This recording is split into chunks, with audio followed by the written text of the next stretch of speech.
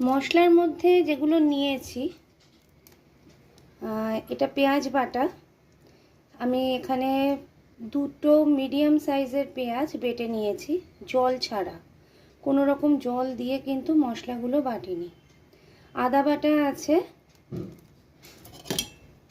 এই রকম চামচের 2 চামচ মতো আদা বাটা, এই চামচের 1.5 চামচ মতো কাঁচা লঙ্কা বাটা। ঝাল যেহেতু আমরা খাই তাই কাঁচা লঙ্কা বাটা।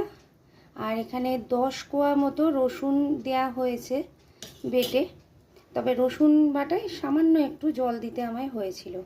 নুন আছে ওই রকম চামচেরই 2 চামচ। আর গরম মশলা রয়েছে 1.5 চামচ মতো। গরম মশলাটাও কিন্তু বাড়িতে বানানো। কোনো এক সময় যে মশলা বানাই তার একটা ব্লগ বানিয়ে অবশ্যই আমার টাইম লাইনে